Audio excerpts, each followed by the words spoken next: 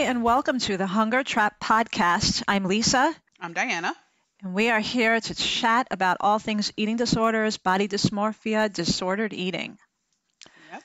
So, before we begin, A quick disclaimer that we yeah, are not healthcare providers. We are not psychologists. We're just talking about our personal experiences with food and body image to let others know that they are not alone in their struggles. and also if you're currently seeking treatment for an eating disorder, please be aware that we speak very honestly, candidly about food, weight, our own experiences with disordered eating. So, it may be something you want to keep in mind if you're feeling sensitive about those topics right now. Yes, great. So So this is our third episode. it is. I'm super excited about this one, by the way. I've been wanting to chat about this stuff for so long. It's been on my mind. Great. I'm excited about them all. I'm just so excited to be doing this. Yeah, definitely. um, yeah, so last time we talked about food ads, particularly those that were more prevalent in the 1990s, and how that shaped our relationship, our opinions of food, our relationship with food, and our relationship with our bodies. And one of the things that we noticed is that a lot of the advertisements seem to target women and also make us feel uncomfortable with our bodies or judgy about other women. It just seemed to speak to interpersonal relationships amongst women, and that got us thinking about a potential topic, right? Well, Hmm. so, we today kind of want to talk about and explore our relationships to other women and ourselves through the lens of body image and disordered eating, right? Yeah.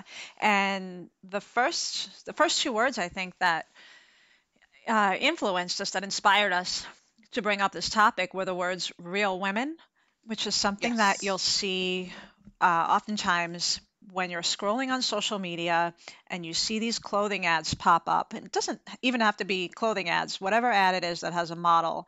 If the model is extremely thin, somewhere in the comments, inevitably, you'll see something like, "Can you please show a real woman? Can you please show what this product looks like on a real woman?"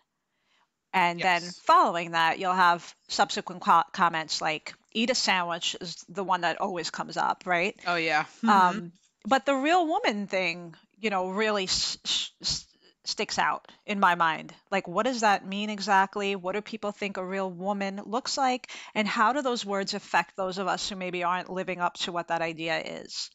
Yeah, and then if so you do hear those, show me a real woman, tell this woman to eat a sandwich, she needs pizza, whatever. And then as soon as they have a model that is larger than a size 00, then you'll have somebody say, "Well, finally a real woman."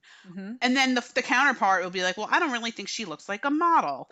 And most of these comments are made by women themselves. Yes. So, right? I mean, it's just like, ladies, what are we doing? Yeah, and I think we should back up a bit because if somebody's just tuning in and hasn't heard the first two podcast episodes, they may not know our personal experiences with eating disorders Oh, yeah, because we always forget to introduce ourselves. that's So, right. I have a personal experience with anorexia. I started restricting food when I was about 11 and 12, and things got really bad when I was about 19, 20. Started treatment then, and then since then it's been kind of a lot of ups and downs with treatment. Currently, I am considered recovered in that my BMI is considered healthy, and um, but I still struggle mentally with the disorder. Right. Sometimes it's way better than it was, but for sure the thoughts are still there sometimes. Well, I mean, I'm so happy to hear that you keep them at bay. So maybe it's not a roaring lion anymore, but a mewling kitten. Yeah, good. You know. Love that. Yep. um. So with my experience in the eating disorder realm, I was put on my first diet when I was 8 years old. Throughout my life, I've had an unhealthy relationship with food and my body image. I've been anywhere from overweight to morbidly obese, depending, at different points in my life. I've struggled with, restricting and then overindulging or binging.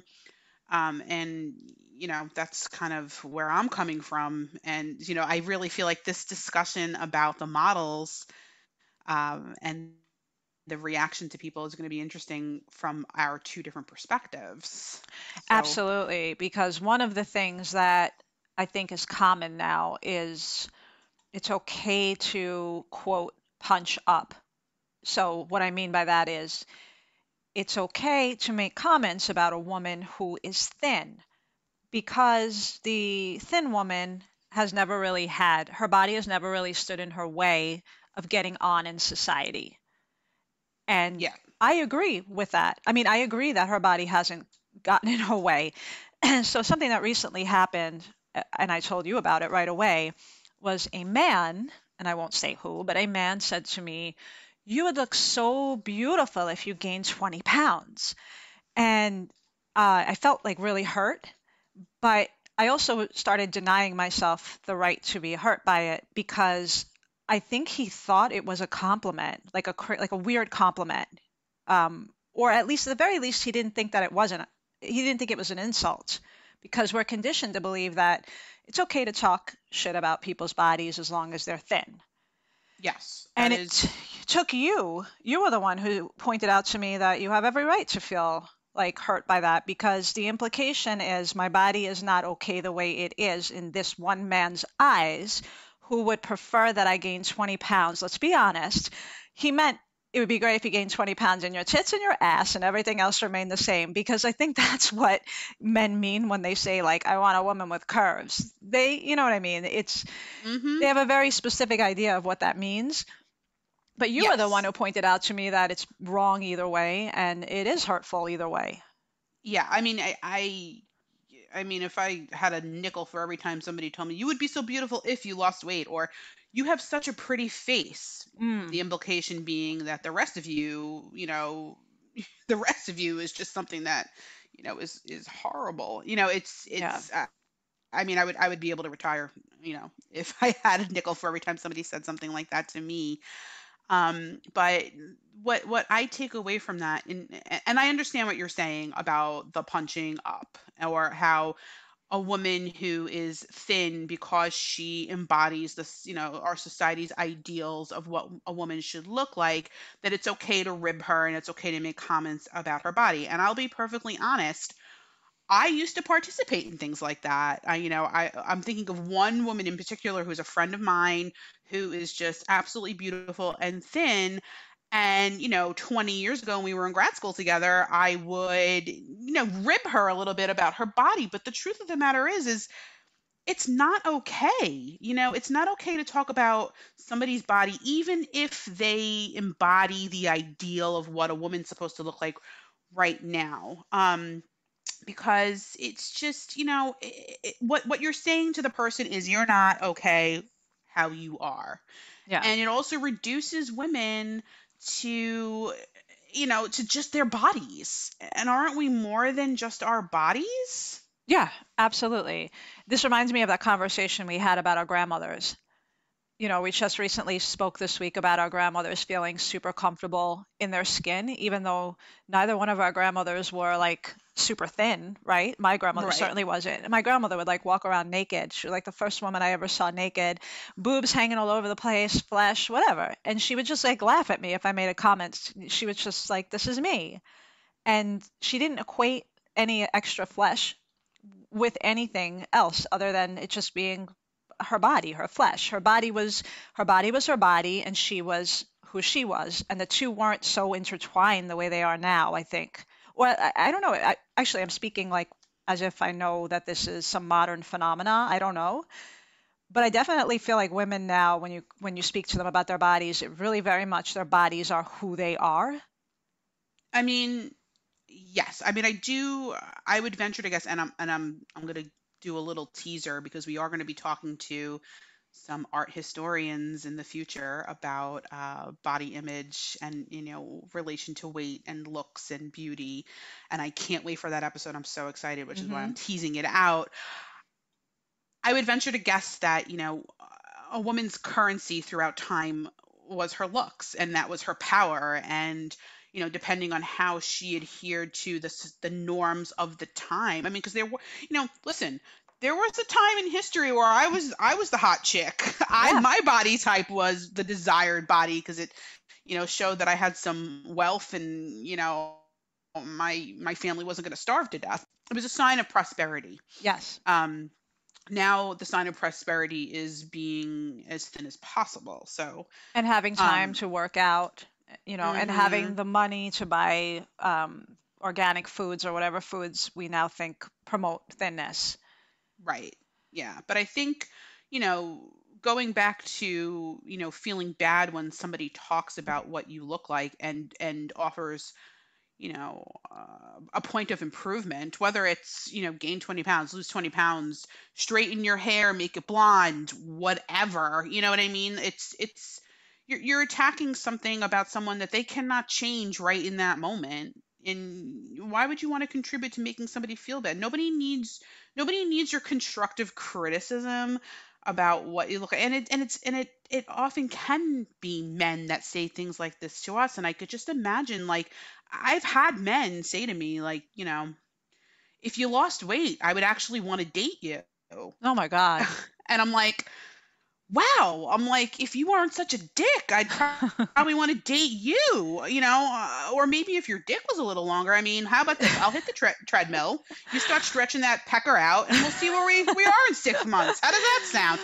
Can you imagine the audacity? Like, would you ever say something like that to a man? Of course not. No. Right. But like they see there seems to be this like agency where commenting on our bodies is appropriate because that's all we really are. Yeah. Like, But so if we turn our attention now to how women talk to other women about their bodies, it's even like more interesting to me. I don't know. So these comments on social media are mostly by women speaking about these other women, these other models in ads, right? in Like the we're talking, ads. yeah, Yeah. yeah. These social media ads that we look at, and there's comment section, and it's always like, the rule is you really shouldn't read the comments, Hmm. but I mean, I think we all do, right? Yeah.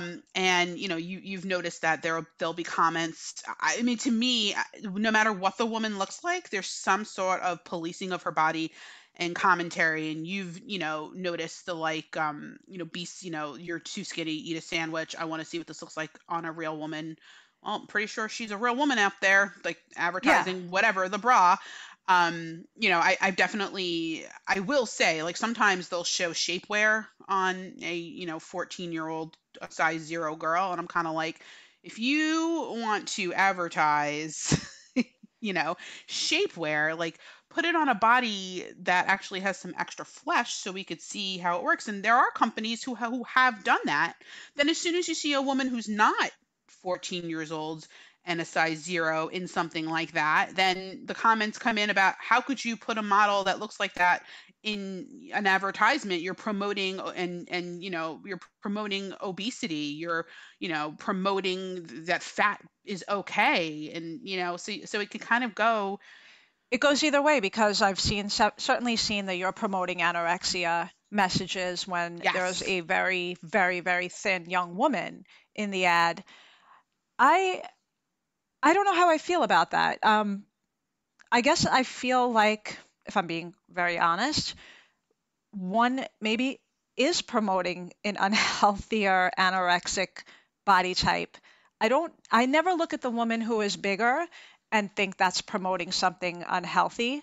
I always look at the one who is smaller and think, oh shit, I would have been like printing out that photo and putting it in my wallet and staring at it as inspiration whenever I felt like I was hungry as a kid, as a teenager.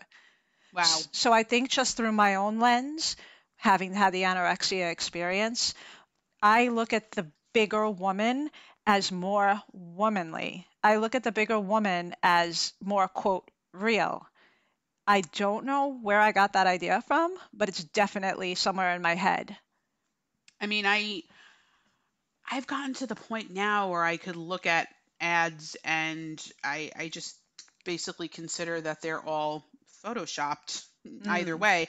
I mean, a lot of times they'll have a larger woman who's modeling, and whatever, a dress, underwear, a bathing suit, and she's got absolutely no cellulite or stretch marks or any sort of mark on her body. And I'm like, that cannot be, because Yeah. I know that my thigh looks like the surface of the moon. Like that, and that's normal. If you go to Yeah. the beach and look around, even women who are thin have bumps and dimples and cellulite I and told you that I covered Fashion Week. So as a reporter years ago, I used to cover Fashion Week, and I would go backstage.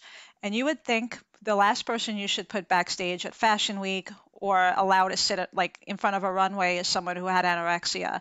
But it was the complete opposite, because being in front of these, first of all, they're so young that you kind of, by the time you're 30, you feel like this maternal instinct for them instead of feeling anything else. They're really young, these girls. But even the thinnest ones you see that they have dimples in their skin. They have extra flesh here that maybe would be photoshopped out of an editorial. And it's almost therapeutic to see that these women are not what they look like in a magazine. It's almost like a nice thing to see that these are just like little girls that they're dressing up. right. I mean, I feel like that very thin body, like the clothes just kind of hang on them, and so they're really it's them walking up and down the runway, they're kind of like walking hangers. Is that, I mean, I feel like I don't want to reduce them to something like that, but I feel like you're really supposed to be focusing on the clothes and Yes. not so much the model, right? I Yeah. mean, yeah. Well, that's an interesting experience that you had. Well, I speaking of models, this takes me into the Kate Moss and Sophia Loren thing that we were talking about. So Oh, Kate Moss, it's unbelievable that we both have these experiences with Kate Moss. Kate Moss is a 1990s model. She was very, very popular. She's still very popular. She ushered in what they call the era of heroin chic. So at the mm, beginning of the 90s, supermodels were very glamorous, much more curvier, maybe like a size 6 in some cases, which is a lot curvier than they are now. And then somewhere in the middle of the 90s, when we were teenagers, at the height of like looking at our own bodies, this heroin chic thing came about where the models got very, very, very, very skinny. And Kate Moss at that time was kind of the leader of the pack of this movement. And she said something very stupid. She said, her quote was, "Nothing tastes as good as skinny feels." Now that quote is so famous now, and uh, understandably, people pick it apart and are pissed at her for saying such a thing. I mean, I will tell you that as somebody who's been on in every diet plan, and online diet groups and Weight Watchers and a whole this phrase is something that's bandied about. Anytime you would say, like, I just wanted to have an Oreo, somebody would say to you, like, well, yeah, but nothing tastes as good as skinny feels. And I'm like, I don't know about that. Oreos are pretty good. So I'm like, Right, I don't know if I believe that. right. And I don't know if Kate Moss came up with the phrase herself or was paraphrasing someone else, but the thing that I want to say about that is I can't believe I'm going to be defending Kate Moss here. There was a documentary that I watched years ago called Catwalk. It's not a very good documentary, but it was a documentary about the 90s modeling era. Okay. And these reporters were flocking around Kate Moss. She was very young at the time. She looked like she was like 18 or 19. And they were asking her literally, how do you feel being less the anti-woman? How do you feel being less womanly than the other models? Now she's a woman. She was naturally skinny from what we know. She was naturally skinny. Um, and so she kind of lashed out with these remarks because it's almost like we're all walking around injecting our poison into the air based on the poison that we get. You know, Absolutely. I mean, sorry, go ahead. that's it, really. It's just like I wanted to put it into context and say she was getting shit for being not womanly looking, and she was being blamed for anorexia, which isn't really fair. She's an 18-year-old girl who was scouted based on based on being the anti, right? Like fashion, it's just all about like what's the next new thing, what's going to attract your eye. Now you're used to seeing not Kate, Cindy Crawford and all these like glamorous models. We Hmm. want to give you the opposite of that. It's just like interesting. Yeah, it's not her fault that she was that type. right. Yeah, I mean, but that's like her lashing out reminds me of the larger women who will then lash out at skinny models and say, like, this isn't even a real woman. I want to see this on a real woman, because we as overweight women are so used to being, attacked for what we look like. We lash out. So exactly what you said about injecting our poison into the air based on the poison that we get. It's Yeah. it's it's it's a toxic situation amongst women for sure. Um, and then the messages we get as young girls, there's Kate Moss, and then the juxtaposition of Kate Moss is, like a Sophia Loren, right? So Ah, Sophia Loren. I feel bad even saying a negative thing about Sophia. She's like the high priestess of Italian culture. And we both come from Italian families, and it's like sacrilege. And she's beautiful and amazing, and it's not anything to do with her. But when I was a teenager and I had lost weight from the anorexia and from restricting, my mom, when she started to realize what was happening, but it was years before I got help. We would watch these like award shows, on network TV, like whatever, the Oscars, the Emmys, whatever. And my mhm. mom would make a point, or at least it felt very deliberate. My mom would make a point of picking out the women in the gowns who were very curvy and bigger, and like a Sophia Loren, and actually Sophia Loren, and saying like really positive things about them. Like, she's so stunning. That's what a woman looks like. Oh, she's so beautiful. And at the time, there were also very, very skinny celebrities and actresses in the 90s who were coming out, right? And she would make negative comments about their bodies. And I felt like it was a direct attack at me. Like, I think she was doing it honestly, like she was scared to death. Like, what the hell is my daughter doing? She knows nothing about eating disorders, but she sees that I'm not eating and I'm losing weight and I'm being really weird with food. So I think she was doing it out of love, but I took it as fuck that. Fuck your curvy bodies. Fuck Sophia Loren. I'm not going to have that kind of body. Like, my body's not here to nourish the whole world. Like, my body's my body. And for me, my body being thin and less apparent to everybody felt safer to me. Yeah, and it's so funny because when you first talked to me about this, I was like, well, isn't that hilarious? Because my stepmother used to show me pictures of Kate Moss and tell me that this was what men actually wanted. They wanted a frail, fragile, thin woman that they could take care of and feel manly around. They want a woman that's much smaller than they are. And I feel like she was saying this because at the time I was a bit heavier than my friends. I really, what like when I go back and I look at pictures of myself in high school, I'm like, for God's sakes, I really wasn't that fat. Yeah. But I was just ripped apart for, having a larger, curvier sort of a figure.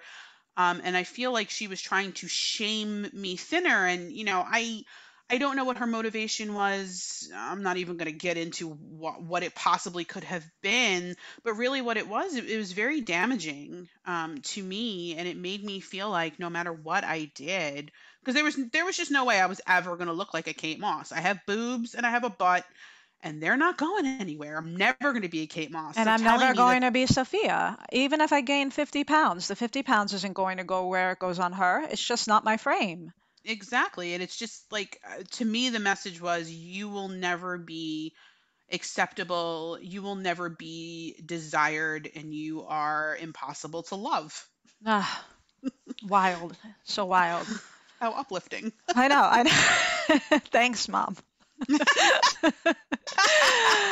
But you know what? The thing is that this these behaviors may have been born out of loving concern, even though it was shaming on both sides. I think the motivation for them may have been there may have been good intentions, but really what it makes me feel is very sad, Yeah. because it really shines a light on the fact that you know the generation before us also suffered from this sort of scrutiny and commentary. because you know, unless you sit through a whole bunch of therapy, you perpetuate what was done to you, For right? So sure, for sure. And the generation after us and the really young generation, Gen Z, I mean, I want to cry when I think about the images they see that are eh, tweaked with Facetune. And a lot of these young girls get plastic surgery at very early ages, and a lot of them have the same body parts. It's almost like trendy to have the same nose, the same lips, the same ass.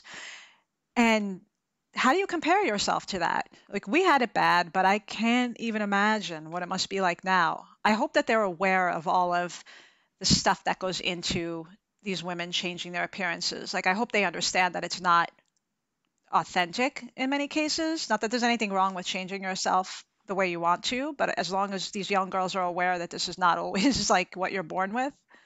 yeah, I'm not really sure. I do want to circle back though, to the advertisements and commentary, because we spoke about the critiquing of the smaller, thinner model and how people have a lot to say about her physique that's not positive. But it also happens in the other direction. So like if there is a woman, an overweight woman, a larger woman that's shown in any sort of advertising clothing, her body is also torn apart in the comments. Eat a salad. Mm. Why are you showing me a model that looks like this? You're promoting and normalizing obesity. And then my favorite is, oh, this model looks so unhealthy. I'm like, Ugh. I'm sorry, do you have her lab values in front of you? Oh, you don't? Well, then how do you know she's unhealthy? And then really the worst for me is when you see a larger woman advertising plus size athletic wear or athletic wear in general, because there's this like delightful hypocrisy in our society about how everybody who's fat, they're couch potatoes, they don't exercise, they don't eat right, they're Hmm. not physically active, blah blah blah blah blah. So then companies, and then the truth of the matter is a lot of larger people do exercise. I happen to be one of them. I run in races. I exercise all the time. And we need clothing to exercise in. And so finally companies start listening to that and making athletic wear for larger bodies. And then if you go and you read the comments on there, it's like fat women shouldn't wear leggings. Nobody wants to see that. This Mm. bitch needs to eat a salad. I'm like, so you criticize us for not exercising, and then when we need clothing to exercise in, you have something to say about that? Like, would you like me to go to kickboxing naked? I Yeah, mean, like it's like you can't win sometimes. yeah. I can tell you that when I was at my like lowest point with weight, I wouldn't have been able to run around the block. I wouldn't have been able to run down the block. It it was only until I started feeding myself that I was able to actually do anything athletic. This idea is just unbelievable that people have about the active wear and bodies. Well, I mean, at my heaviest, I also could not run around the block, frankly. But when I was running, 3 times a week, and when I was running, 5 mile races and 5Ks and things like that, I was by no definition of the word a thin woman. Right. And I'm not going to say that I broke any records. Often I was like crossing the finish line, they were taking down the banners. They're like, all right, we're ready to go home. Like, why aren't you done yet? I'm a slow runner, but I run. Yeah. And it's funny because sometimes I would be like, people would say to me like, you really inspire me, Mm. or which actually that feels good. But then when you hear somebody tell you, I think it's really brave that Mm. you go to bar class. I'm like, you Mm. think it's brave that I go to bar class? Do Like, people say did that I? to women say that to you? Yes. I think it's Wow. brave that you go to exercise classes. I would never be able to do that. And I'm like, brave? Did I run into a burning building and save a baby on my Yeah. way to bar class? Or you actually think it's brave that I have the nerve to show up to a bar class with fat arms? Is that what it is? Yeah. Yeah. And that should bring us around to like how how our bodies and our body image affect our relationships with other women. Yes. So I feel like women can't get out of our own way. Like we Mhm. are so used to attacking each other, critiquing others' bodies. Like there's a famine mentality. There's not enough to go around. There can only be a few, you have to be like a certain body, you have to have a certain body. There's not enough to go around if you don't have that certain body. Like there's that like Right. that idea. And you were saying like your husband listened in on a conversation where women were talking shit about their bodies, right? And we realized Yeah. it's a bonding experience among Hmm. women to talk shit about their own bodies. And if you Yeah. don't do that, like in the Mean Girls movie, isn't there a scene where they encourage her to Yes. talk shit about her body? Yeah, they're all standing around and looking in the mirror and like, oh my God, look at my nail beds. They suck. I have giant pores. And, they were just ripping each other apart. And then they look at Katie and expectantly, and she's like, sometimes my breath smells in the morning. And they're like, ew. Yeah. Like, no, that's not what you were supposed to be doing. You're supposed to be ripping apart what you look like. Hello? Yeah. So I'm curious to hear how what your experience was with other girls. But when I was a teenager and we were going to the same high school, I had a group of friends, definitely had friends, but looking back now, I feel like I lacked intimacy with a lot of girls. And so I loved them. I like loved these girls, but I felt like there was a block between us. And the block that I realized was there was my eating disorder. So when you have this eating disorder and you're trying to hide it, first of all, it becomes the most important thing in your life because you're planning every single day around your eating disorder. You're planning what you're eating, where you're eating, everything is planned out, how much you're exercising. You're not going to go out in the afternoon to hang out with them if you need to do your hour of exercise first. That has to come first, right? You're not going to sleepovers if you know you have to do your exercises at night, or if you don't want them to see you eat certain things, or if you don't plan on eating the pizza that they deliver. So I loved these girls, but I felt like I couldn't connect completely with them because girls were very scary to me in a way that boys were not. I felt like boys, for whatever reason, would accept what you say at face value and wouldn't like really dig much. Whereas Hmm. girls, if girls do a little bit of digging, they're going to find out your secrets. They're going to find out what a weirdo you are. They're going to find out what you're doing with your food. They're going to find out that you really aren't that skinny. It's your eating disorder that's making you that skinny. You're not really perfect. You know what I mean? You're super flawed. Hmm. Yeah. So it kept me, and it's not until much later in life that I overcame the eating disorder and became comfortable with myself that I feel myself like forming attachments to women where like I really get to know them and really feel like good with them. Wow. Does that make sense to you? Did you have a It, similar experience? I mean, I think, it's so funny because, when we first talked about this, like, you and I knew who you were in high school. We weren't friends, right? But I always saw you as one of the like cool girls that hung out with cheerleaders and probably had no cares in the world because you were thin. Mm, And at the time, I thought that the only reason why I wasn't happy was because I wasn't thin and beautiful, and I was funny. I still am, at times funny, but I was super nerdy and I was in all the AP science classes. And so I would chat with the cool girls in passing, but I didn't feel like I belonged. I didn't feel like I fit in. I wasn't close or intimate with any of them or anybody really. I just kind of felt like I didn't deserve intimacy and closeness with people because I wasn't good enough because I wasn't thin and pretty. So I mm. guess I had the same sort of thing going on. So like to hear you talk about this and like for me to like think back, 50,000 years ago when we were in high school and think about what I remember about you and your group of friends, like I never would have thought in a million years that any of you were having any sort of a struggle even close to mine. Like I guess that speaks to almost like a lack of maturity in the sense that like you think that you're the only one that's struggling when you're a teenager. Mm-hmm. It's like you're living your own episode of my so-called life and you are Angela and nobody else gets to be Angela. You know what I mean? I So, totally know what you mean. Yeah, and in as an adult, speaking with some of the girls that I knew, a lot of things have come out where we've been honest with each other, and I've had like a lot of girls, like a few girls, not just one, not just two, a few, confide in me that they had the same struggle with food. They had the same struggles with their bodies. And I would have never known it at the time. I thought that they were the ones that had everything figured out. And I was the one who had this like weird, crazy, stupid secret, you know? Yeah, I mean, I think definitely, as an adult, I mean, I feel like in my heart, I have a lot more compassion for people and more empathy because I really do realize that, like, I am not unique in struggling. Like, like I say to myself all the time, Diana, like, you're not special, but not in a negative way. Like, Hmm. I'm not saying like you're not special. I feel like every person is uniquely special, but we all struggle. And I feel like that's something as an adult, like looking back to high school, I'm like, every other person there were 760 something people in our class. Hmm. Every single one of those people had some sort of a struggle. Absolutely, for Yeah.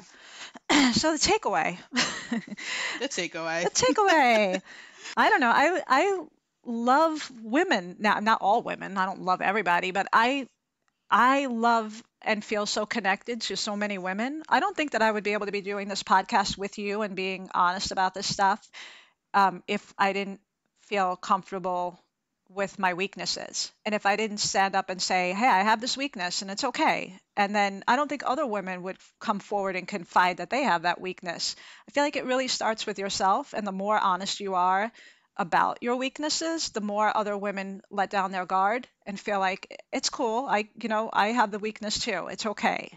Yeah, I mean that's something a phrase that's been said to me before, like when I've talked about a weakness or talked about quote unquote a fault or whatever, is, well, welcome to your humanity. I Like, love that. I oh, love that quote. hello. You're, Welcome you're to always telling me that. Yeah. Well, every time we do something that's, unbecoming, not godlike, something that could be criticized, something that's not adhering to a moral code, it's like, yeah, welcome to your humanity. Sometimes you're gonna fuck up. Yeah. Like, it's just the way it is. And we all have these insecurities. And, I guess if I were to get a takeaway away from this, is like, women, just be kind to yourself and be kind to other women because we need to be in this together, and stop saying bad things about the way people look. God damn it. And there's no one real woman. One type of woman or one type of body is not more real than another. No, I can't stand that phrase, real woman. Every woman is a real woman. It doesn't matter what she looks like. Exactly. There's, I mean, yes, I feel your pain if you're trying to buy shapewear and the model is, doesn't have anything to shape.